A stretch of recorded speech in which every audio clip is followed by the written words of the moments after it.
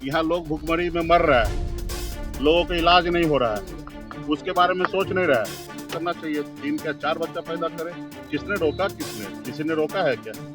हजारों मतलब लोग है ना इलाज के अभाव में मर रहा है, उसको तुम आप जिंदा कर ही नहीं पा रहे हो और आप बच्चा पैदा करने की बात कर रहे हो।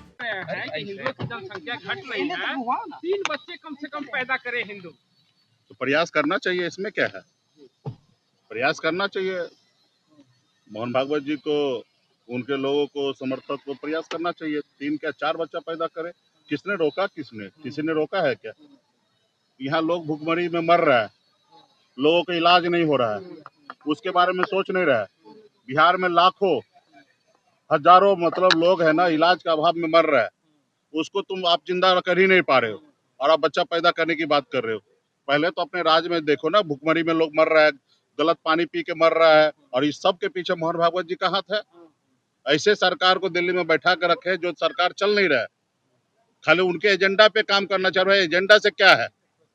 खाली बच्चा पैदा करने से थोड़े मतलब है, उसको अच्छे परवरिश कर देना। इस देश में आपने हर साल 2 करोड़ युवा को नौकरी देने का वादा किया, क्या किया आपने? दिया? जब नौकरी मांगने के लिए जा रहा था, आप उसको डंडा मारते, लाठी मारते हैं। आज मैं अभी बगल में बैठ के आ रहा, मैं देख रहा हूँ मेरे साथ एक आए हैं, गोपालगंज के आदमी था, गरीब बेचारा, 3 साल के बाद दुबई से आ रहा है। इस राज्य के लोगों को दूसरे राज्य में जाके नौकरी करना पड़ता, 3-3 साल घर परिवार को छोड़ के रहना पड़ता है, और इनको बच्चा पैदा कराना है। तो करे ना, किसने रोका है? देखिए, भारतीय जनता पार्टी चाह रहे कि बिहार में शराबबंदी जो है ना वो चालू हो। एक परसेप्शन बनाया जा रहा है। पहले तो ये बताइए कि बिहार को आगे बढ़ाने के लिए, बिहार में माता बहन सुरक्षित रहे, लड़ाई झगड़ा घर में ना हो, उसके लिए आपने शराबबंदी आपने किया और 40,000 करोड़ रुपया का हर सालाना नुकसान करा रहे। लेकिन ये असफल कैसे हो रहा है? आप सफलतापूर्ण क्यों नहीं कर रहे? या आपसे राज्य नहीं संभल रहा है? लॉ एंड ऑर्डर आपके कंट्रोल में नहीं है, पुलिस प्रशासन आपके कंट्रोल में नहीं है। शराबबंदी जो मकसद से आपने चालू किया, पिछले 9-10 साल से आपने राज्य के इतना लाख करोड़ रुपया नुकसान किया, उसका जवाब दे, पहले दे। रहा कि सरकार में वो है, उनको निर्णय लेना है, और भारतीय जनता पार्टी को पता है कि बिहार को खोखला करना है, क्योंकि बिहार के नेता को टारगेट है हर साल हर महीना चार्टर प्लेन से पैसा भर के दिल्ली पहुंचाना है, और उनको पता है कि बिहार में कुछ रह नहीं गया। तो अभी वो एक परसेप्शन बनाया जा रहा है, चाहे कोर्ट का मामला हो या विपक्ष के द्वारा जिधर भी, कि वो चाह रहे हैं कि दारू शराबबंदी जो है चालू करे और मोटी कमाई वो कर सके। ठीक है, रहा कि सरकार को इस पे भी सोचने की आवश्यकता। हम तो कह रहे हैं कि भाई, जिस उद्देश्य से आपने, नीतीश कुमार जी का सपना था कि गांधी का राज बनाना है, जैसे गुजरात में दारू बंद है, वहाँ पे लोग अच्छी तरीके से जिंदगी जी रहे हैं, उसी तरीके से बिहार के बारे में कल्पना था। और अभी नीतीश कुमार जी अस्वस्थ हो गए, बीजेपी हावी हो चुका है, और वो एक परसेप्शन बनाया जा रहा है कि दारू अभी चालू कराया जाए।